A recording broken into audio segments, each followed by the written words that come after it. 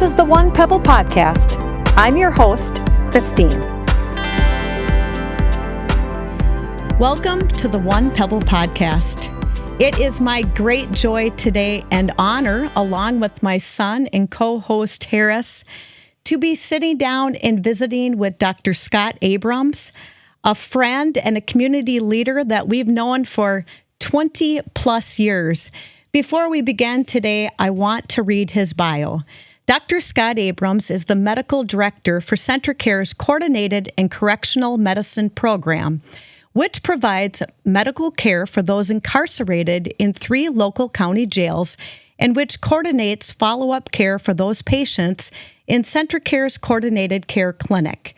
Due to his own personal experience with opioid addiction, his career has led him into addiction medicine for over the last 10 years, and more recently into correctional medicine.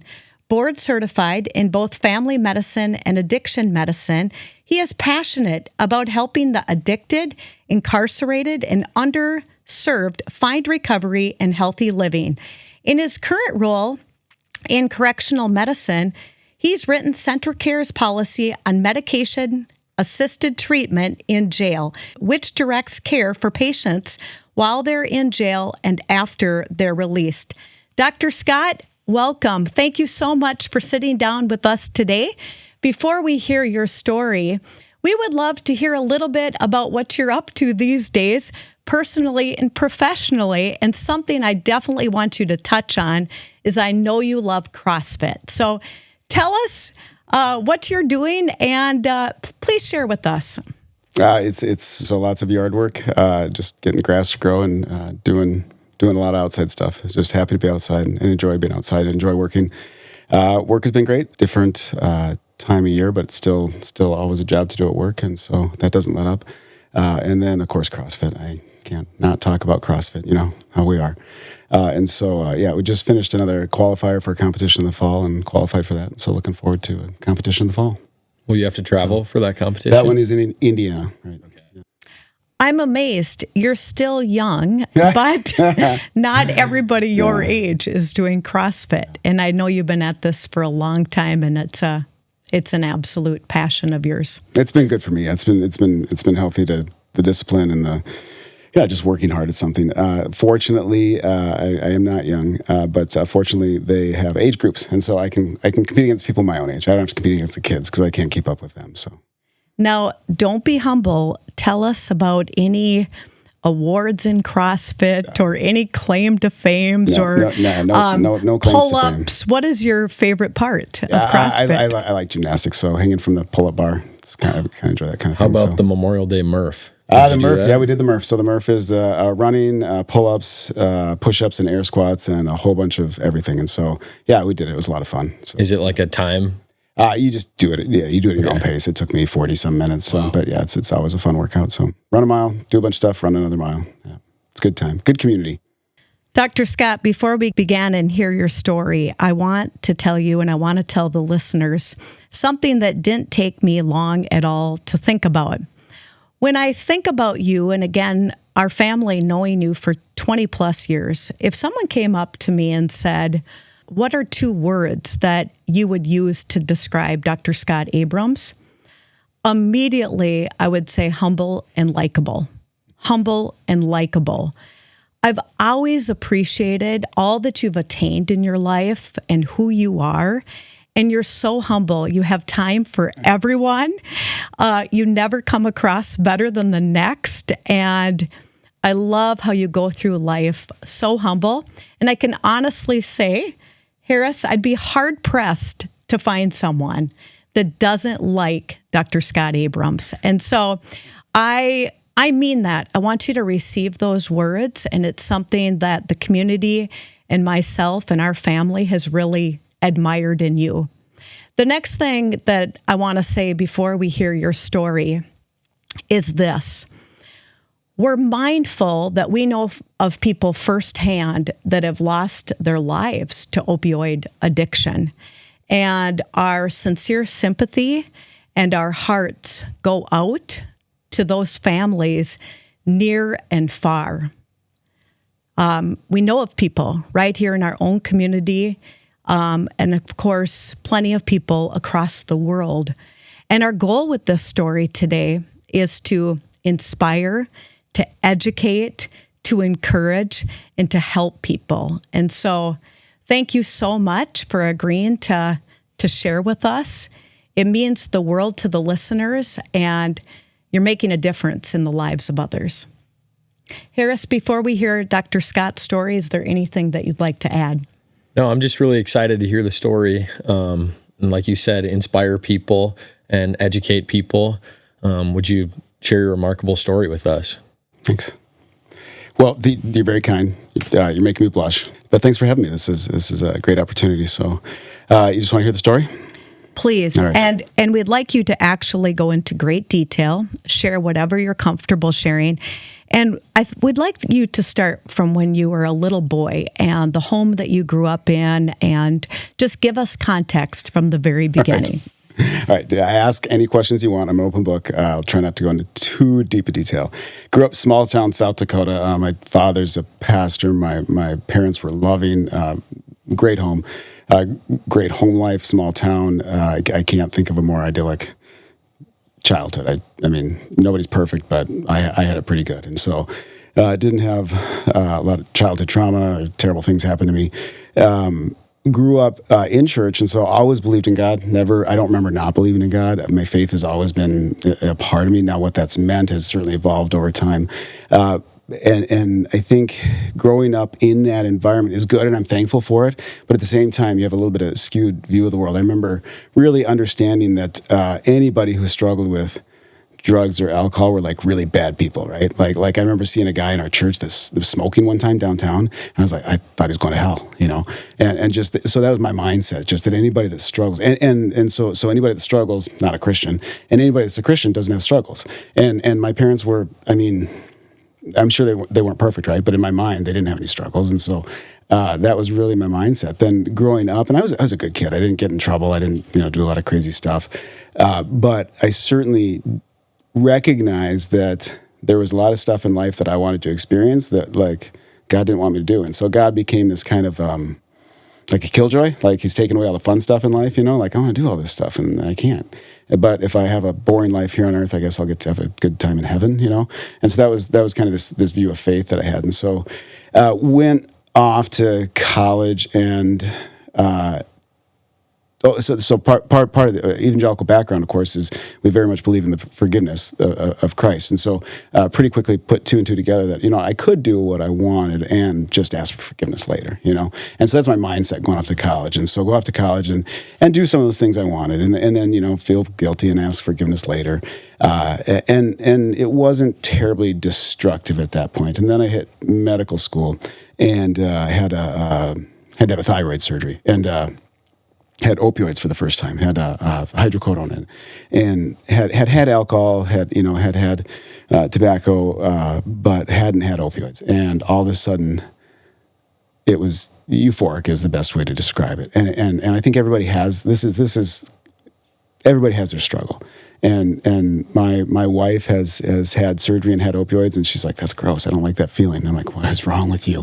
This is amazing." And at that point, first had opioids and just was in love and absolutely knew that I wanted more. Now, I didn't have access at that point, and so it wasn't a problem. And of course, I mean, remember, I can't be addicted because I'm a Christian. Like, Christians don't get addicted, right? I mean, that was my mindset. And so no clue that I had that potential inside of me.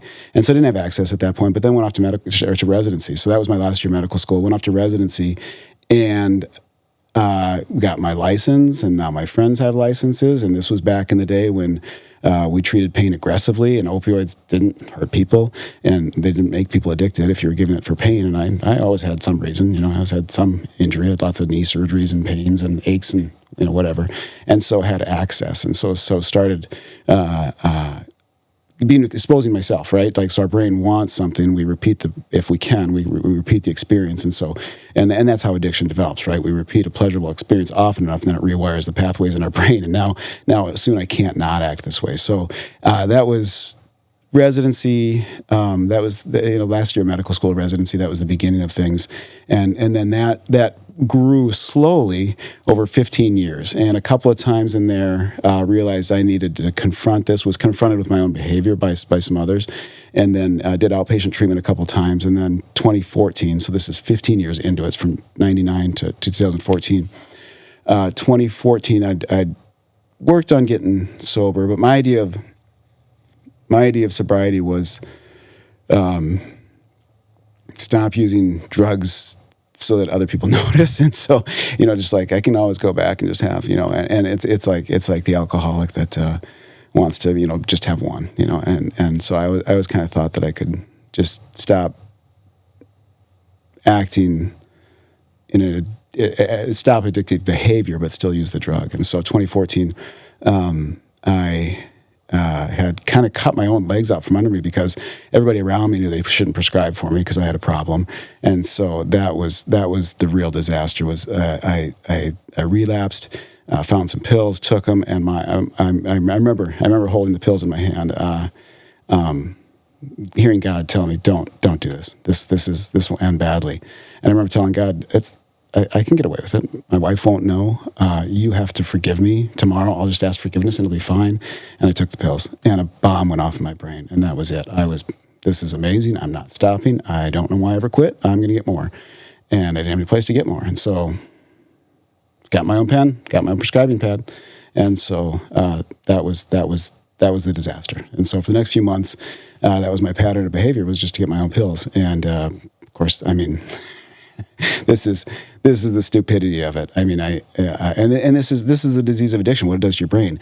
I mean, nobody in the right mind, like looking back, I'm embarrassed to say it, right? Because nobody in the right mind would think A, that that's a good idea, or B, that you could get away with it.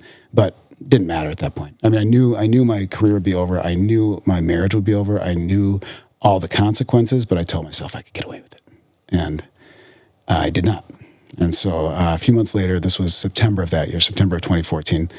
Life exploded. And do you want me to tell you that story?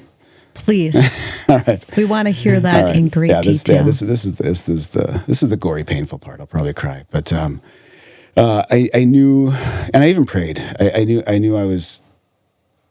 First of all, in addiction, you hate yourself. You lie to yourself so much. You spend so much time lying to your loved ones, hiding what you're doing, laying in bed awake at night, worried that somebody's going to find out, and so much anxiety and so much inner turmoil and so much self-hatred. I don't like who I'm seeing in the mirror. I couldn't look at God because I don't want to talk to God. I mean, I don't want Him shining a light on my shame and my guilt, and so. Was carrying all that and finally just went to God and said, God, I do whatever it takes to make me stop, which is a dangerous prayer. That's a dangerous prayer. Like, do whatever it takes to make me stop. And it wasn't a week later. My boss called me and said, you need to come to work and talk. And I absolutely knew at that point it was over. And driving to town, praying, God, get me out of this. God, get me out of this. God, if you get me out of this, I will go be a missionary in Africa. Like Africa needs somebody who's addicted to drugs, like that was helpful at that point. And so, but bargaining with God, just praying that He would get me out. And I had prayed while I was using. I mean, when I said I couldn't look at God, I couldn't really express any faith. I just kept praying, God, take this away from me. God, take my addiction away. So I did pray during that time, but the only prayer really was, God, take this from me.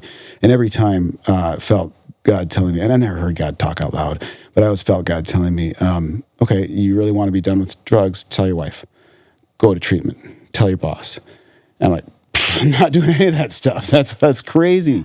I'm not doing that. That's so painful. I'm not. And so if you're not willing to do what it takes to follow me and be obedient to me, and so I just want, my idea of faith was really just you take it, just change, just magically fix me, and so finally came to that point where God, do whatever it takes to me to get me there. And of course that was the horrific consequences. So I had to was confronted by my behavior. And then very quickly was out of a job. I'd been working in the ER for 12 years at that point. And they didn't fire me, but they allowed me to quit. But that's a generous way of saying they fired me. And then had to go home and tell my wife, who did not see it coming, she's on her way out the door to Bible study, and I had to go home and tell my wife, sit down, we need to talk. I've ruined our lives. And of course she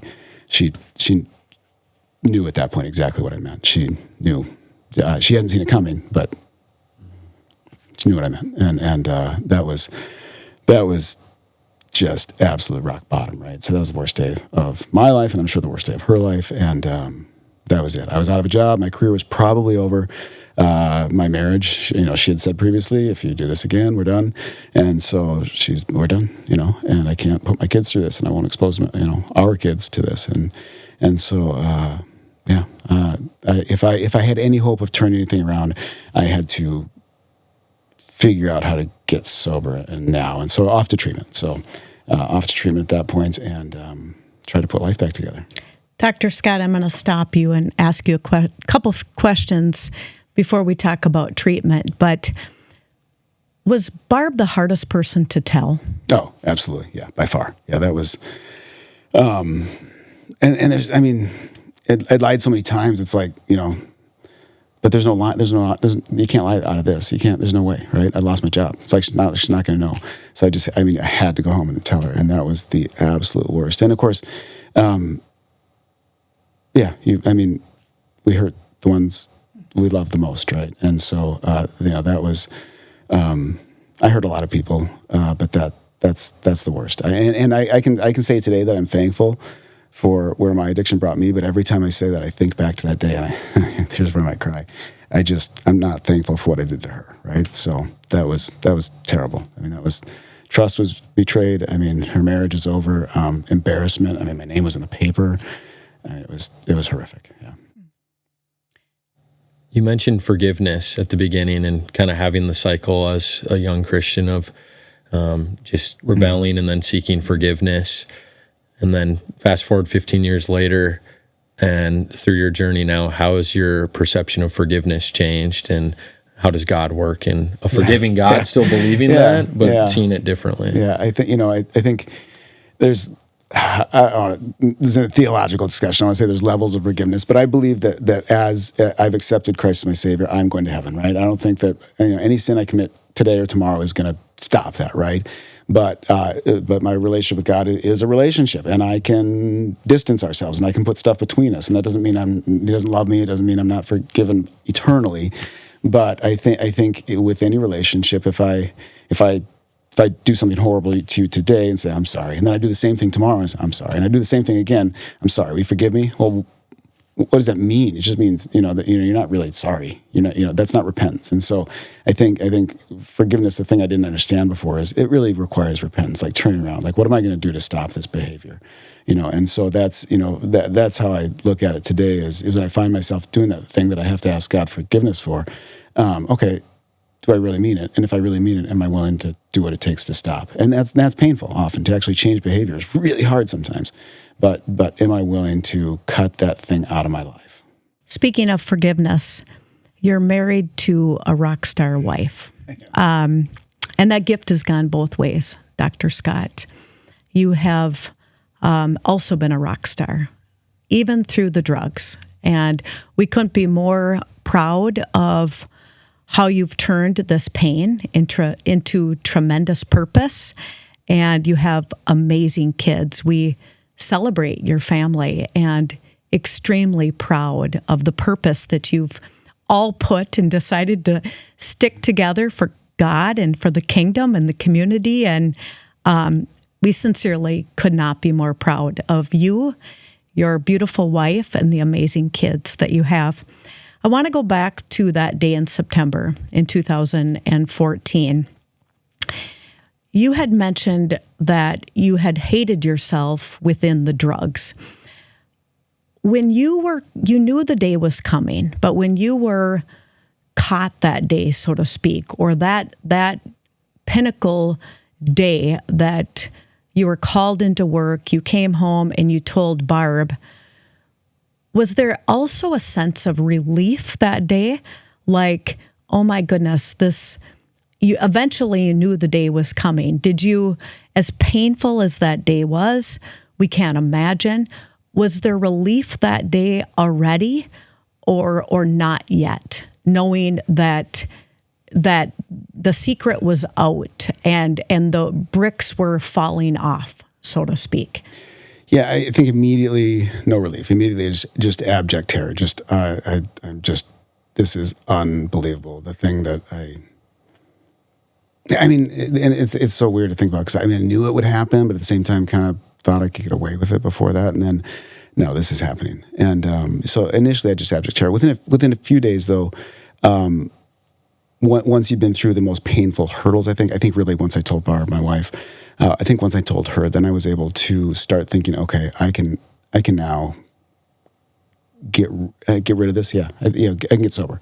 Yeah, and there was some comfort there, and there was some relief there, like finally, because I prayed for this, right? God, do whatever it takes, and then you just didn't really think about like how bad it could be, because it was bad, it was terrible. And so, but yeah, within a couple of days, there was some small relief that it was.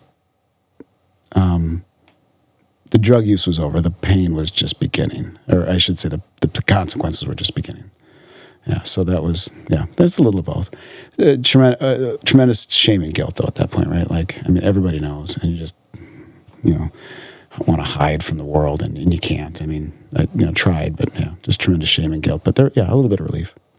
Dr. Scott, there's something I want to tell you from the bottom of my heart.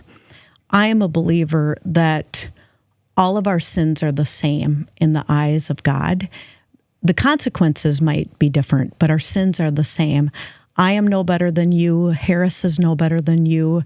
And I hope you have forgiven yourself. I hope you know that by the blood of Jesus, you've been washed clean. And again, you've turned this tremendous pain into a beautiful purpose and story. I hope you've forgiven yourself. Yeah, so in getting sober, and then being honest about it, like I hadn't been able to be honest about it ever before, about my drug use, but in being honest and open about it, and your name's in the paper, so like that was another bad day, by the way, name in the paper, but it was really liberating. Once everybody knows, and I can talk about it, and in doing so, recognize that everybody's got their thing, right? So, everybody's got some struggle, because people would start coming to me and talking to me, like, I struggle too, I want you to know this, and that was really helpful, like, I'm not, because you feel like the worst one I'm the worst person in the world, and there was that. I don't know if God can forgive this. There was that, for days or weeks maybe, and even into treatment, sitting there going, I don't know if God can forgive this. I'm just going to relapse and keep using, and came to accept that. And after that, I don't think I've ever struggled with the concept that since then that God has forgiven me. But still, like you said, consequences are different, and the consequences, like. You see this treatment. Day one, guy's destroyed his life, and God's forgiven him, and suddenly he doesn't have care in the world. And like, you just destroyed your family. Yeah, but God forgave me. That's struggled with that, because my life was still a mess, and my wife was still really hurt. So yes, God forgave me, and I could find joy in that, but I still got to deal with the consequences. And so, I certainly, for me, forgiving myself and letting go of the shame and guilt. That was a long process. That did not happen. That was not immediate. That was as I have, I don't know how to say it right, proven to my wife that this is real, that my recovery is real. As she begins to accept that, and I can't undo the damage, but as she begins to forgive me and earn trust back, that's how I dealt with the shame and the guilt, and that's how I forgave myself. Was in because I couldn't let myself off the hook. I felt like that, you know what I mean? And so I never struggled with God forgive me. That's, coming back to, and the love of God and the new life is something I wake up every day, and that's the first thought in my mind is thank you, God, for your love for me, and thank you for forgiveness, and thank you for the new life. That's the first thought, and that's a beautiful thought, and I just wake up so grateful for that. It's honestly the first thing I say every day. A little later in my prayer, I thank God for Barb. Thank you for my wife. And so thank you for her forgiveness and for restoration of trust and restoration for our family, because he's brought all that back together. And so, forgiveness of God came pretty early. I think the rest took quite a while to get there. So, yeah. So I've been reading your blog for some time. I've heard you speak before, and you talk quite a bit about how you put yourself as the king of your life during that time and kind of growing up in that. And I think that's something that resonates strongly with me and with people of my generation. And then just earlier this week, I was reading in 1 Samuel, and the Israelites are demanding God for a king. And that's when he anoints Saul, and he promises that it's really not going to go well for them because Jesus was their king, or not Jesus at the time, but God was their king, and he was going to send his son to be their king. Just as a young person, is there any practical ways that you like stepped away from that, or like spiritual ways that you stepped away from really having yourself and being so certain or just so used to yourself being the king? Yeah, I always say my greatest life problem, not drugs. That was a symptom of my greatest life problem. My greatest life problem is I do what I want to do. I'm my own God, and that's that. It's not. It's. And most people understand that, right? It has different manifestations. Not everybody uses drugs, but I do what I want to do, and that's my life problem, and that has been profoundly destructive. It's been really obviously destructive. And so the challenge for me, even now, I mean, that we're 10 plus years later in recovery, and I don't struggle with drugs today, but I could, that could come back, but. I do struggle today with wanting to do what I want to do. I want to be prideful. I want to point life to me. I want to do what I want to do.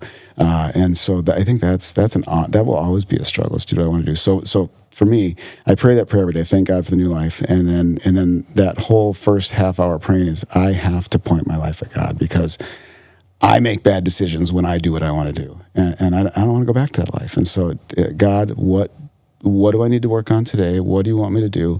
And what needs to change? What did I do well at yesterday? What did I do bad at yesterday? And so that's I think that's a lot. I don't say it's hard work. I think to every day say I'm going to do this the rest of my life, but I don't want to go back. And so I've accepted that's what I have to do. And so every day I got to get up and say I might be sober, but I still struggle with me, and I still struggle with unhealthy appetites, and I still have pride and greed and selfishness and lust, and I need to work every day on these things. And so I don't always get it right. I'm certainly not far from perfect. And we were talking before, it once frustrated me that like I've been sober for a couple of years now, and I still have all these flaws I have to work on that drove me nuts. And then I realized that keeps me humble, and it keeps me dependent on God. And if I was made perfect today, I would be an arrogant monster tomorrow.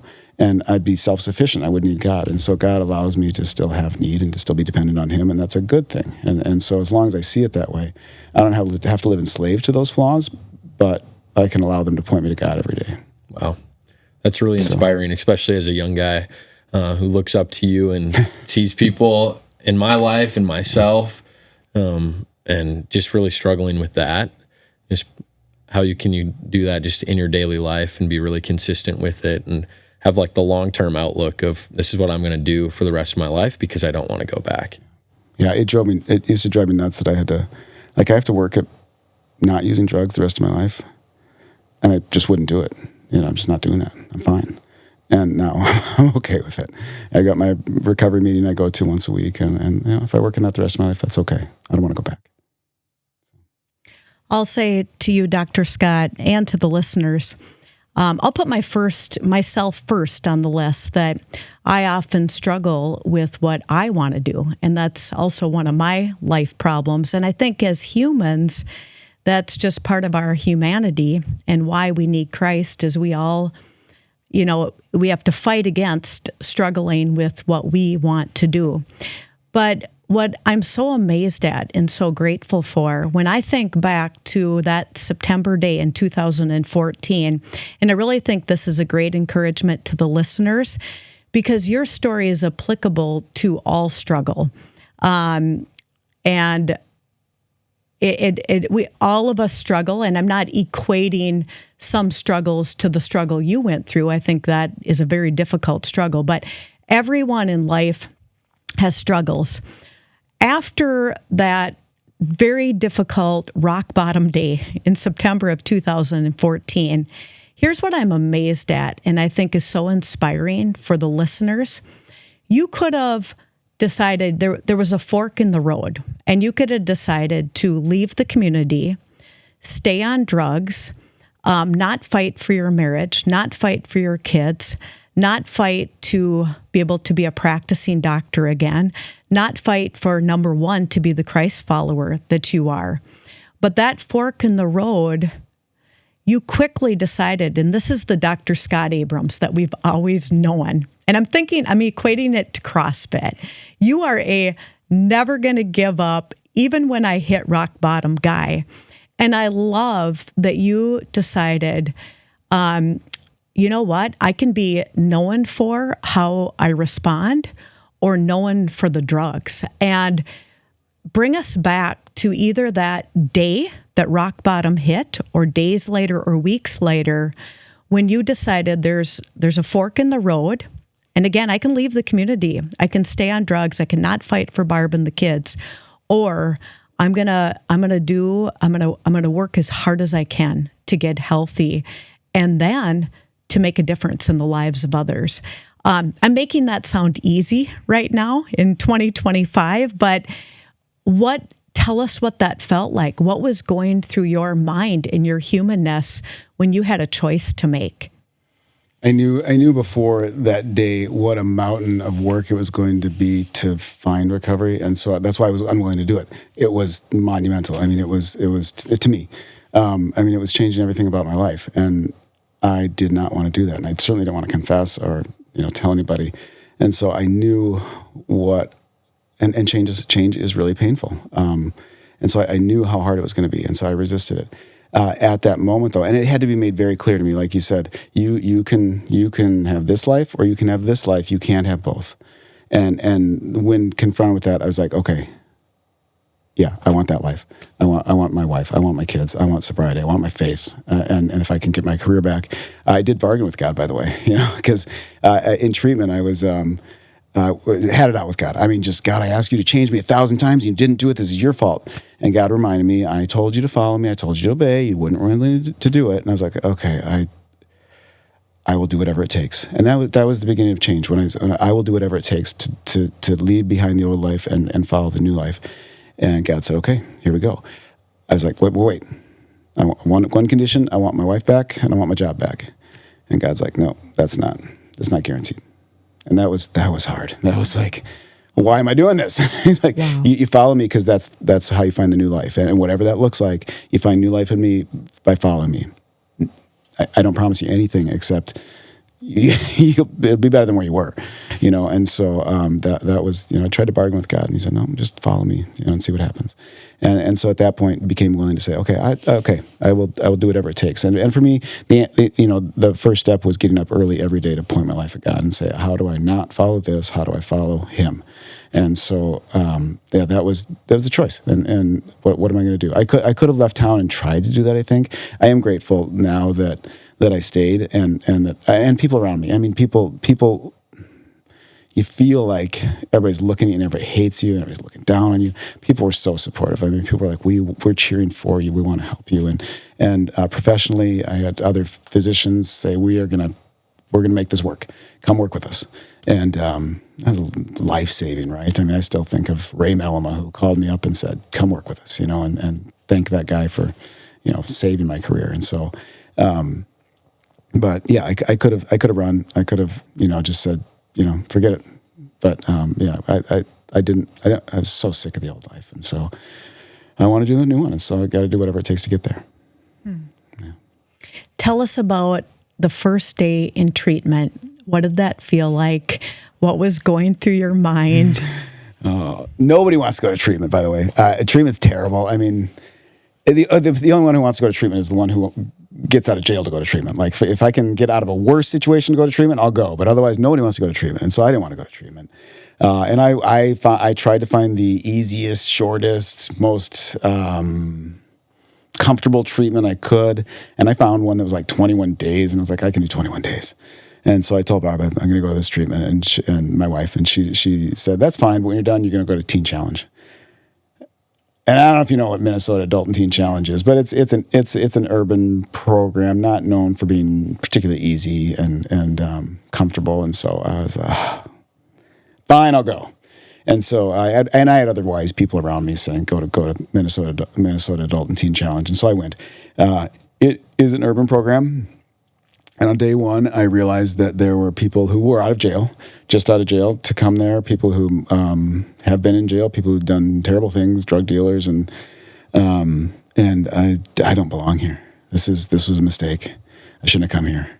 And by day 2 or 3 is like, you know what, this is just apparently the humbling I needed, because the people are different, but problem's the same behaviors, not the specifics, but the same patterns. I mean, just the addictive behavior, the thing I keep doing, despite the fact that it's caused me a lot of pain, that was like all of us, and just keep doing the same stupid thing. And so by day 3, it was like, yeah, I belong here. And I won't say treatment was fun.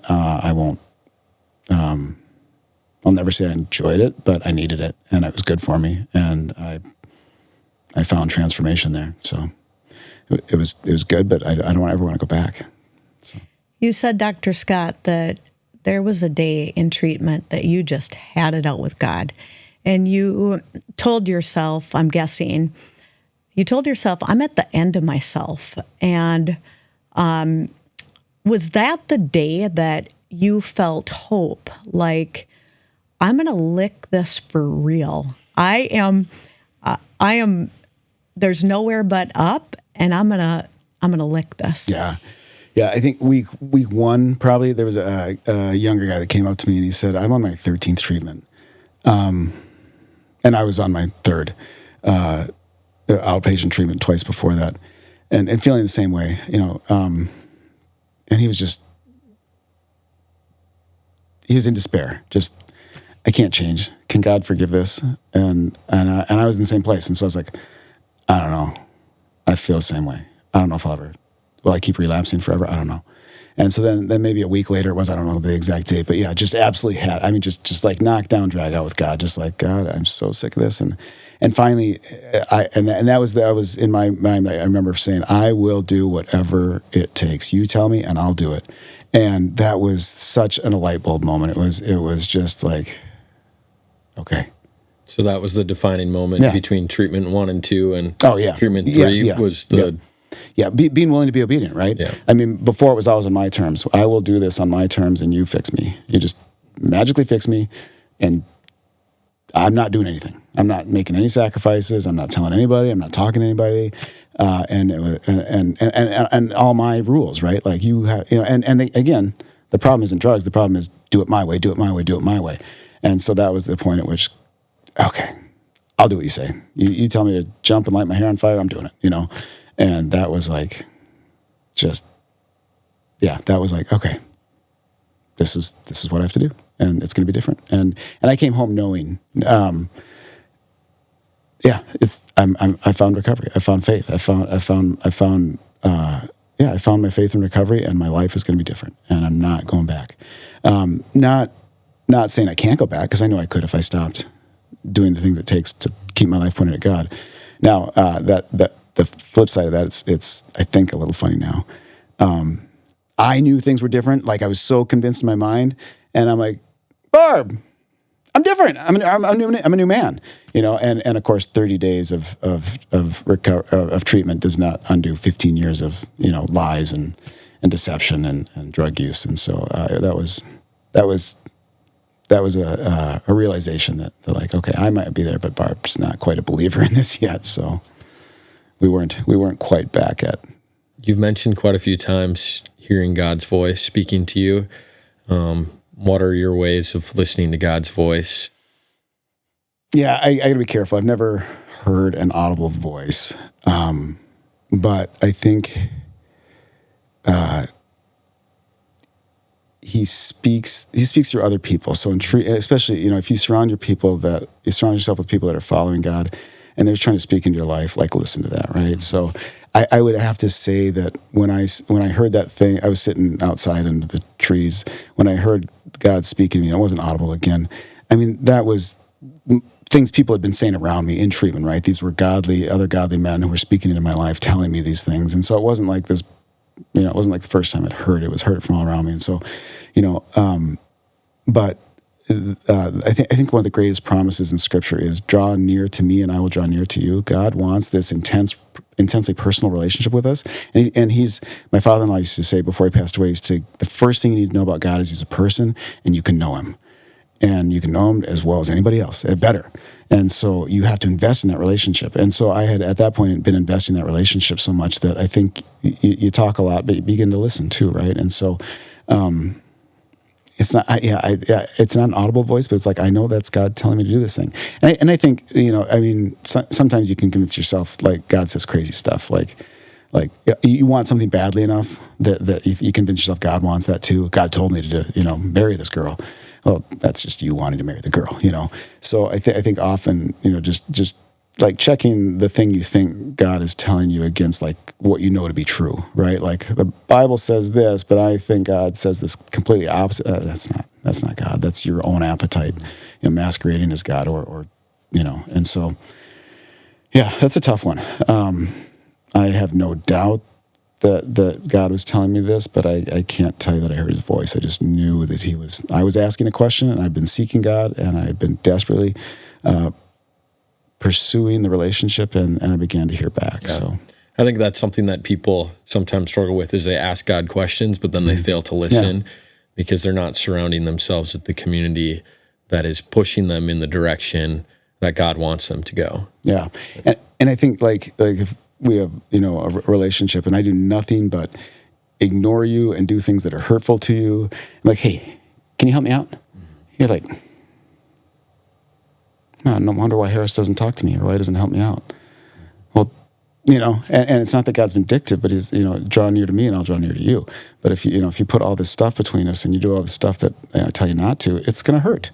And I'm going to let you, the greatest thing God did to change me was let me hurt, let me suffer consequences. And so, I think we have this expectation that, I did. God's just there to get me out of trouble, and he's like, oh, it's going to hurt, and in that hurt, he didn't leave me alone. He loved me, he forgave me. There's mercy, there's grace, but it took seeking him to restore that relationship. So, as a Christ follower, it's so special and gives me goosebumps when you say that to listen to the Lord, and he said, a new life starts with me. It's going to be my way. And you listened, and that's what you did. What would you say to the listeners that are contemplating treatment? What, for the loved ones or listeners, speak more to treatment and what that did for you? Sure. So I do a lot of addiction medicine now, which means I interact almost daily with those who are struggling with addiction, and a lot of them need treatment, and nobody wants to go unless you're in jail. And I do work in jail. I also work in jail, and so that's a little easier. And honestly, I kind of like working in jail because nobody thinks they're perfect in jail, and so it's a lot easier to, you need to change your life. Yeah, I know, and so, but the person who is in the situation I was, like, I don't want to go to treatment. I got a job. I got my job to do. I got my family. I can't just walk away from those things. And looking back, I said those exact same things. And looking back, it's laughable because I used my job and my family as an excuse not to go. Oh, that went away. God took those things away. And so, and I say it to people now. It's like, you can't stop. You want to stop drinking, but you can't stop drinking. And you say you won't go to treatment because of your job. Keep drinking. You find out what happens, and that happens all the time, and so are you willing to do whatever it takes? And I had that, this is many patients I've met. I will do whatever it takes to stop. Okay, let's go to treatment today. No, not doing that. Oh, you didn't really mean you do anything. You just wish it'd be easy, and so I always say stopping any behavior is not easy. Stopping any behavior requires sacrifice and radical change. And radical change means disrupting your life. And that's why treatment is helpful, because it disrupts your life, but nobody wants to do it. So yeah, I always, one of my favorite questions to ask, and nobody likes it, is what would it look like to cut that thing out of your life? Like, what would that look like? To absolutely cut it out of your life. And you start thinking about, okay, say pornography is my struggle. What would it look like to cut off access to the internet or your smartphone?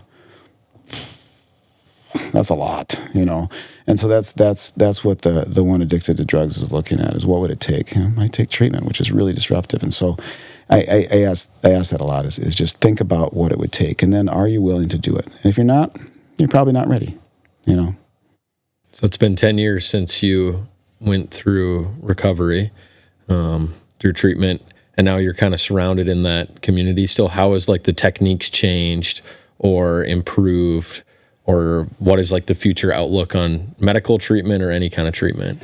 Yeah, I think I found recovery in what we would call Minnesota model, which is abstinence-based, 12-step, higher power, and Minnesota Adult and Teen Challenge. I knew my higher power was God.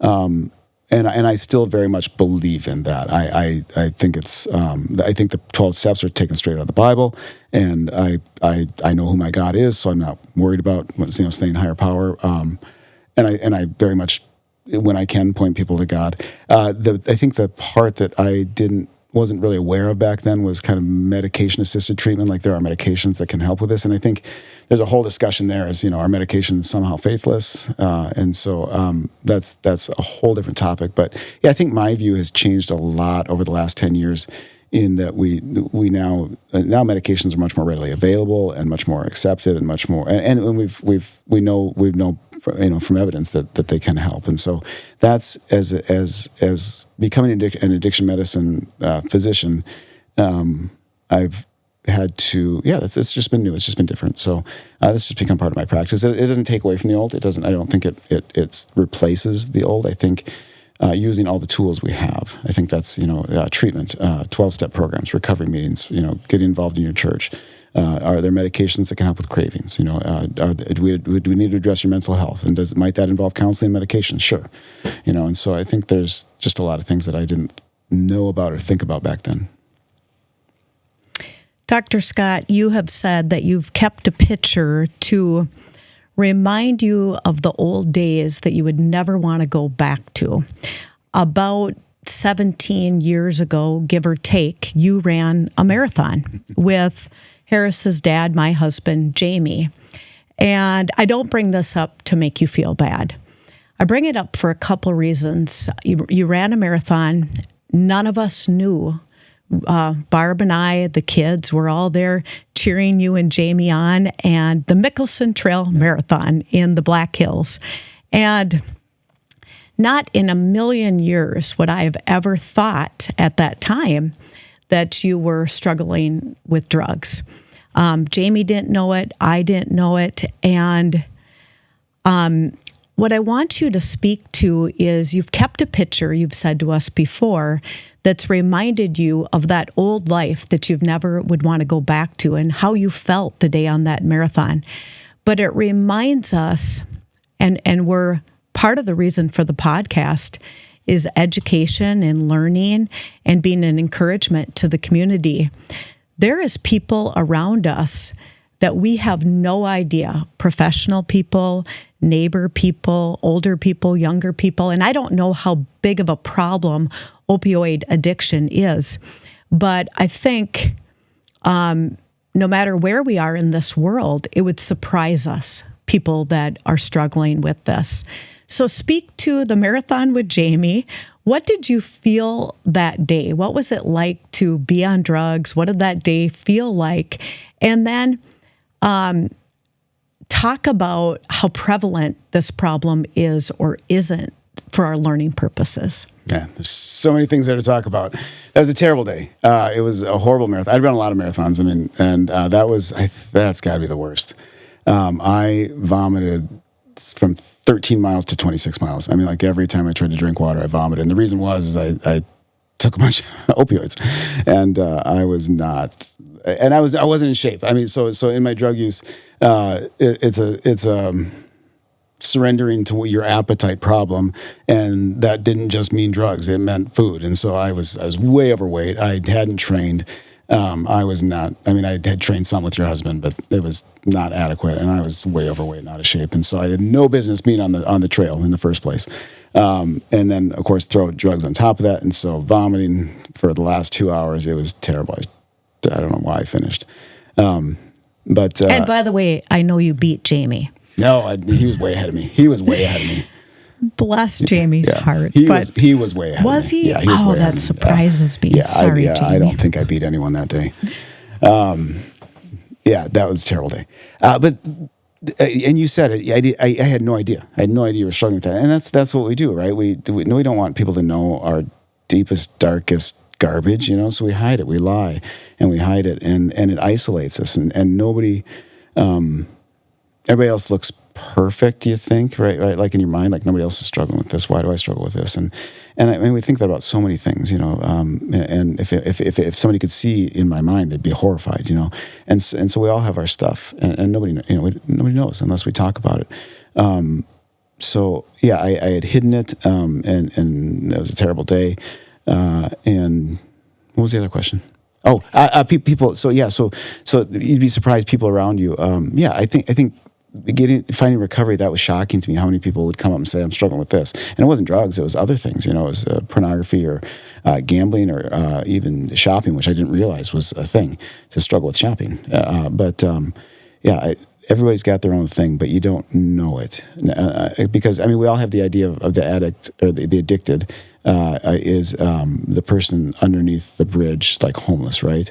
And so that's not what it looks like necessarily. And so it's hard to know unless you're open and honest about it.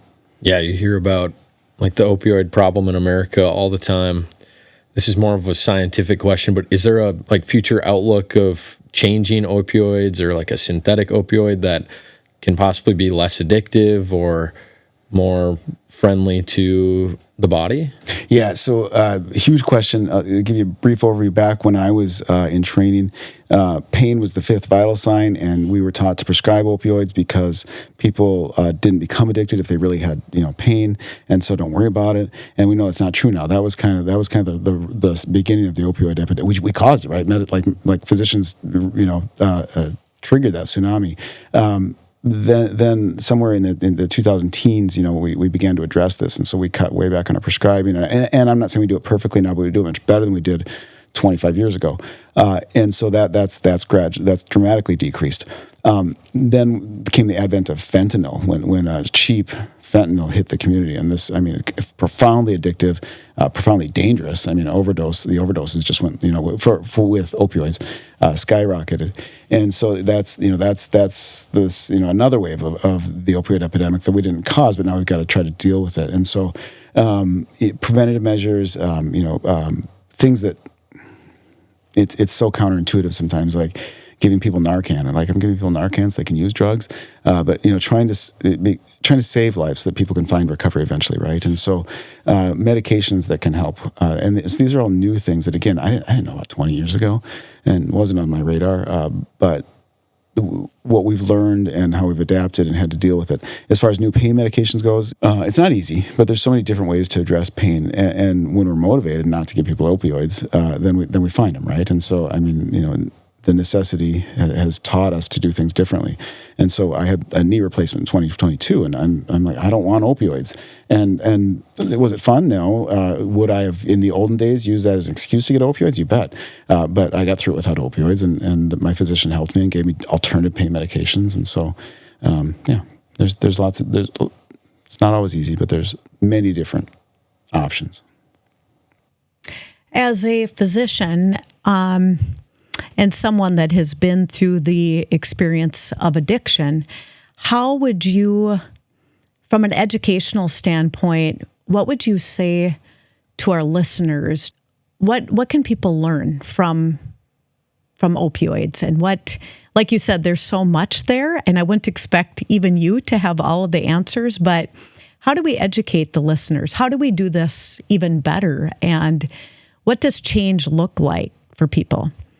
I don't know if this is what you're getting at, but I think a lot of people look at the person addicted to drugs or alcohol, and I don't get it. Like, why do you do something so stupid? And looking back at myself, I did the same thing. Like, how could you do something so dumb? And I would say, think about that thing in your own life that you wish you could stop, but you can't. And even if it's simple as, I always use donuts as my analogy. That's always my favorite analogy. Like, because I love donuts, right? I had one this morning. Yeah. So what's that thing in your life that you just like eating the donut? I know that when I step on the scale tomorrow, I'm going to regret it, but right now I just want it. I know that I want to run the marathon in 12 weeks, but right now I just want to sit on the couch and eat pizza, And so what's that thing in your life that causes you some misery, some pain, but you can't stop doing it, and identify that thing and then go, oh, that's my opioid, that's my drug. And so I think that's the first thing I try to ask people is just put yourself in the shoes of the addicted person and try to understand their struggle. And what if your struggle was that? And so, and this is the problem that the person who struggles with drugs faces, is that I have this struggle and it doesn't just go away. I liked pizza before I found faith in recovery, and after I found faith in recovery, I still like pizza, and so I've still got these destructive appetites. But the person who's addicted, like if I relapse, if I screw up once, my life could be over. I mean, I don't get more second chances, right? I've had my second chance, and so that's the first thing I ask people to understand, is just put yourself in that situation where you can't stop doing that thing. Then I think. So some empathy, right? Or some understanding. So I'm willing to understand. And then I think one of the most common questions I get is, how do I make my loved one, my child or my spouse, stop using drugs? And of course you can't. That's the first answer, is you can't. And you need to accept that. You can't. You are responsible for you, and you're not responsible for them. I can't have faith for you. I can't recover for you. I can't change you. But I can engage in healthy behaviors myself, and so meaning they have to do it on their own. Only you can find recovery for yourself, right? Mm-hmm. So, but there's healthy behaviors that I can do that might influence you. So, I mean, to educate myself, to learn about addiction, learn about whatever the drug is. If it's opioids, if it's stimulants, if it's methamphetamines or alcohol, learn about the drug and learn about the addiction, learn about options for treatment, and then I pray, and so I pray for that person. I think that's such a profoundly healthy behavior in my mind, even if it never, my wife prayed for me, even if that never fixed me in her timeline. How it's healthy for the person struggling to pray, to take that to God and say, God, I'm giving this to you, to not enable, to not be part of the problem, not contribute to the problem, to not allow that person's destruction to destroy your life. And that's the decision my wife was faced with. For the protection of me and my kids, I need to be done with this marriage. And she didn't do that, but we were at that point. That's where if I'd have kept using drugs, I'm out. And so those are all tough things. Boundaries are healthy. Choosing not to enable, and so there's all kinds of behaviors that I can engage in if I'm trying to influence that person. And then you can always do an intervention. That's kind of the final step, to say everybody gets together and we now tell you how your addiction is hurting us. And so there's lots of steps you can take, but at the bottom, at the end of the day, you have to have boundaries, protect yourself, and realize you can't force the other person to change. Mm-hmm. So being exposed to people who are addicted to drugs in your work now and working alongside them through the recovery process, do you see a lot of people have a coming to faith moment, or do a lot of people get through it without God? Or it just seems like that was such a fundamental part of your recovery, that it gave you a purpose for the future.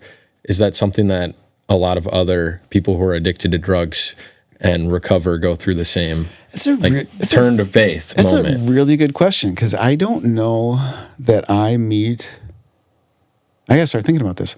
I don't meet a lot of people in recovery or that are working on recovery that say, I don't believe in God. Mm-hmm. I have, but it's pretty uncommon. Mm-hmm. And so that's interesting. I don't know that I've ever thought about that. And I just kind of always assume that, you're bad at making decisions. You need God. Yeah. You're right. I do. Nobody says, no, I don't. I'm sure there's some, but. What's interesting about that to me is I know a couple other people who have had transformational changes in their lives, from alcoholism to just being a really strong Christian, or even in the Bible, you see Paul. It's just really evident to me that some people who have the really transformational moments come through significant trials in their lives. And I think that's really inspiring to me, and also inspiring to, I'm sure, listeners and other people who, can learn and see with their eyes that these, struggles or tough moments really define who you become. Yeah, I'm sure there's people that I know there is that have gotten sober without, and become much better people without God, and I know that. And I'm not going to criticize that. The God that I learned as a child, my parents instilled in me, which I'm thankful for that, is a God who really is in the business of transforming lives and taking something that is as terrible as where I was at, and bringing this new life out of it. And I get goosebumps when I talk about it, because I look at where I was, and I'm not perfect. I'm far from perfect. God is still working on me. He still has transformation to perform in me. But thank God that I'm not back where I was. And so that's what our God does, and that's the message. Is we all have struggles.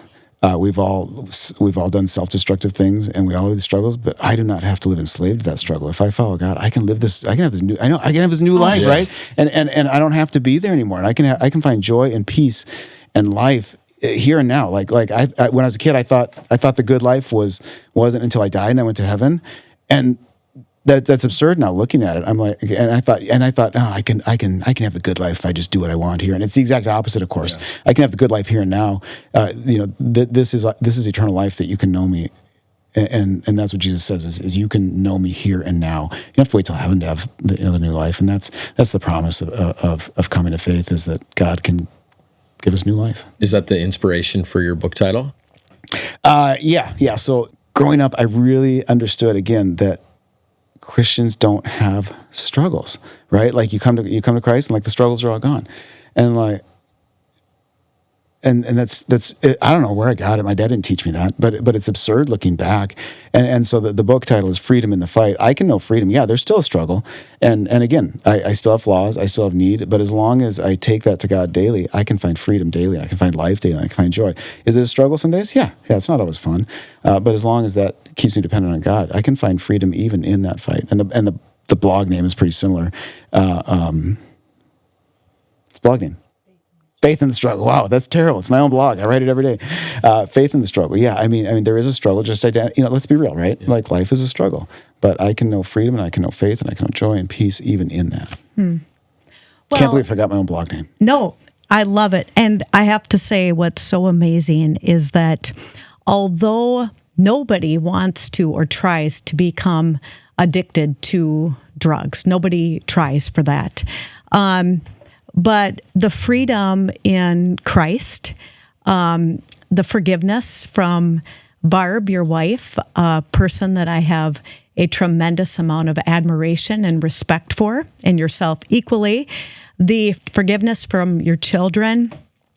And again, number one, the freedom and forgiveness that Christ has offered you. And through that, you've often said to live this life of joy. And I love that you write about this daily, and you've also said, even if only your mom reads. But I just want to encourage our listeners to read your book, Freedom in the Fight. Go to your website, read your blog, and it's been so inspiring how you have gone into the Word and what you've done to encourage others. But I do want to go back to people struggling. What I do think is so inspiring about your story, Dr. Scott, is it is applicable to all people. I'm not equating every struggle to the struggle you've been down. But everybody struggles. And now Barb has told me that you walk out the door every day with tremendous purpose. Again, you've taken this pain, this valley in your life, you turned it around.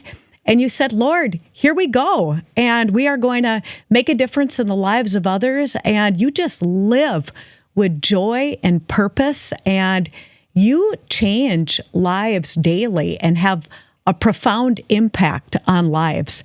So I once again want to thank you for choosing that fork in the road and being the inspiring person that you are. How can you tell our listeners, what would you say to encourage them if they're in a struggle at this time? Yeah, I mean, we've all got our struggles. They're all different, and you're right. They're not all the same consequences. But in following ourselves, we turn ourselves from God, right? And that robs us of the joy and peace we were created for. God made us to know life, and we all want to be happy, and that's not wrong. We go wrong in how we try to find it, right? We try to find it in the places that we think it should be, and we do things our way. And paradoxically, I found life in not doing things my way, right? And so that's the I'm kind of a broken record. I mean, that's the lesson. I mean, if you're miserable and you're sick of the old life, you don't have to stay there. I'm not saying that following God he doesn't iron out all the wrinkles of your life, but in that relationship, we can know peace despite the wrinkles, despite the trials, despite those things. And we don't have to live enslaved to them, right? So, and some people's trials are beyond their control, right? An illness or, not all our struggles are our fault, right? But whatever the struggle is, we don't have to let that thing define us. The most important thing about us is our relationship with God. And if we live in that and we invest in that relationship, I tell this to my kids all the time, just invest in your relationship with God every day. That pays off, right? So all the things we think are important, the relationship with God is where you find your true life and your true meaning. And if you just invest in that relationship every day, you bad things will still happen. You'll still have struggles, but you can still have joy, right? You can still have life. And that's how we're meant to live. And did I answer your question? I don't know if I actually got the answer. Okay, you did. Yeah. What does winning the day look like for you? It's easy to think that. So, working in addiction medicine, you set out to save the world, right? I'm going to change the world. Everybody I meet is going to have what I had. We're all going to be sober tomorrow, and of course that's not true. It's like anything. I mean, working in oncology, you're going to help some patients, and some of your patients, they're still going to die, and that's the tragic reality is I've had, addiction medicine patients that have died. And so you can't base your joy on numbers or performance or results. Winning the day is being obedient to God and what he wants from me and being who I'm supposed to be. And that's not just at work, that's at home. Was I selfish at home? And when I first got sober, my wife said to me, "You only make decisions based on what you want. You don't think about what I want." And I was like, "Oh, that's completely true.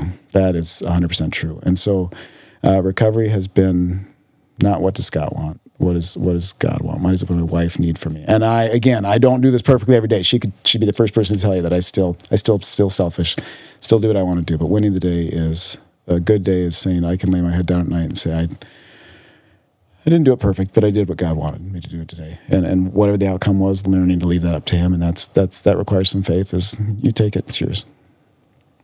Dr. Scott, what do you want to be known for? Yeah, for that. I mean, there was a time when I realized I was known for my addiction. I back in treatment, I didn't tell you this part.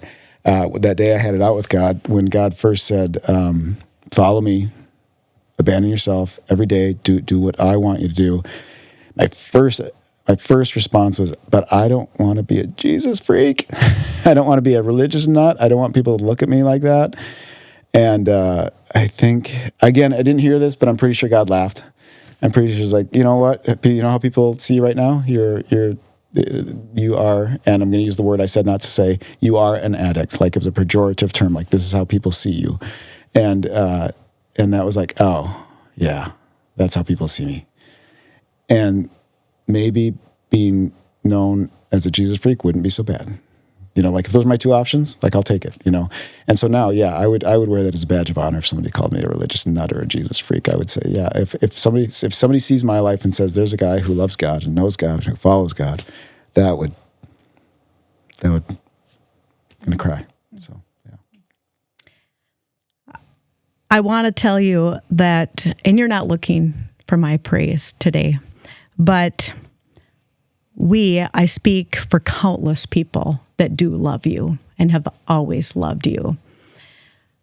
Thank you for saying yes to the Lord, yes to Barb, yes to the kids, yes to the community, yes to treatment, yes to the hard work, yes to, now I'm going to cry, yes to now waking up every day. It's 2025 and you walk out that door with purpose. Barb said you have tremendous purpose. You are walking in your calling. You're living out your faith. You have done kingdom work that we can't even wrap our minds around. I know you give all the glory to the Lord, and that's something I admire so much about you. But when you look at Dr. Scott Abrams in the mirror in 2025, and you think back, you play the story backwards, yes, you give the credit to God, but I hope you're inspired by yourself. Are you inspired by yourself? Yeah, I mean, it's. I can't deny it's a great story. Yeah, I won't say it's not. And if anybody asked me what they need to do, yes, I would point them to God, but I would never deny that recovery is you following God. So yes, God is in charge, but and we say that I wish God would just take the wheel of my life. He doesn't do that. He doesn't. He sits in the passenger seat and tells you where to go, and that's the hard part. That is really the hard part. So yes, God is in charge, but I have to follow, and that is hard work, and I won't deny that. I would say that's the thing that I was missing was I wasn't willing to do anything, and it takes doing. Faith is not just I believe in God in my head. Faith is I actually follow Him. I ask Him what to do, and love your neighbor. Love those around you, and love me and follow and do it. And that's hard work. So, yes, absolutely, God transformed my life.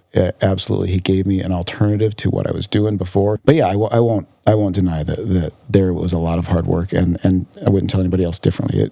It's hard work, but what's the option? I mean, that was my choice. Was you got two roads. You said it was a fork, right? You can live this life or that life. And which one do you want?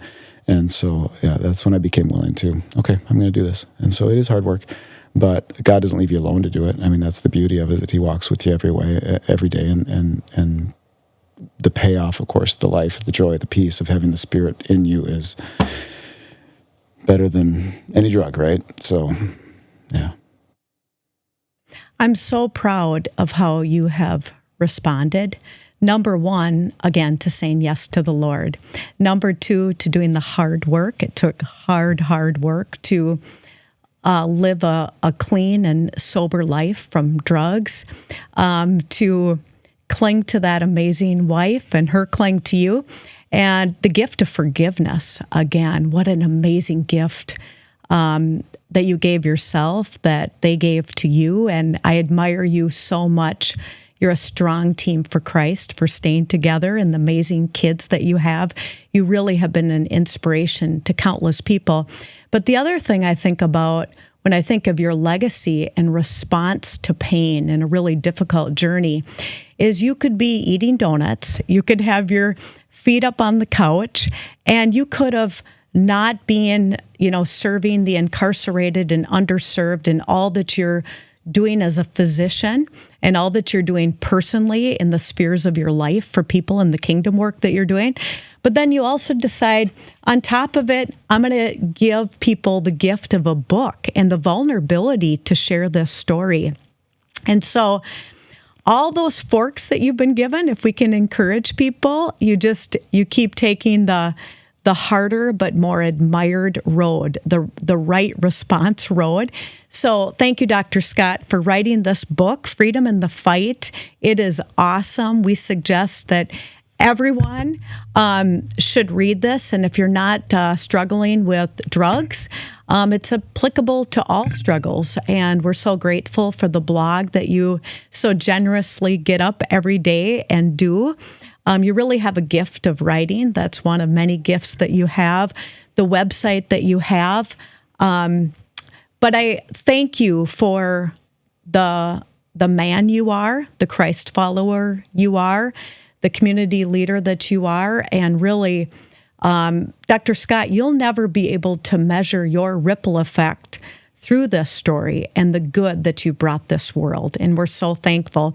Before I tell Dr. Scott to throw out the last pebble, Harris, is there any last questions or comments that you would like to say? Just thanks for coming on today and joining us and be willing to share your story. It's really inspiring that you open up about that and are just so vocal about the transformation of your life. Thanks, Harris. Glad to be here. Dr. Scott, anything else that you did not get to say with this entire story that's on your heart, anything that we didn't ask, or anything you want to share that will be a takeaway or takeaways for our listeners? And we so appreciate your willingness to share. It's meant a lot to the listeners and to us. I think the thing that people ask me when they come up afterwards is, okay, so where are you and your wife at now? And what was that like? And that's a whole story in itself. And so I just have to say, she's been incredibly forgiving, and it didn't happen all at once. It took a lot of time and a lot of time of being different, being a different person, for her to begin to believe it was going to be different. And so I'm just so thankful for her. I think you alluded to it. She's a loving wife, and she's forgiven me. And I think that, again, God is a God of restoration, and He doesn't. We don't get to fix all of our past, right? So we can't undo everything. I have a job I will never go back to. That will never come back, and I have relationships that I have destroyed that won't ever come back. But I don't live in that place anymore. I don't live in that old life, and you can have a new life. And if I had to say one thing to our listeners, if you are struggling with something, you don't have to. There's freedom, and what God does in us in coming to faith is He gives us something to follow besides ourselves. And in that, it is hard work, but man, it's worth it. And so, yeah, if you're struggling, you don't have to live enslaved.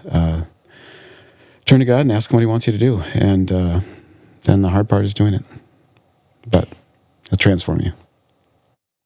Dr. Scott and Barb Abrams, adult children, Jake and Maggie, thank you so much for agreeing to sharing this amazing story.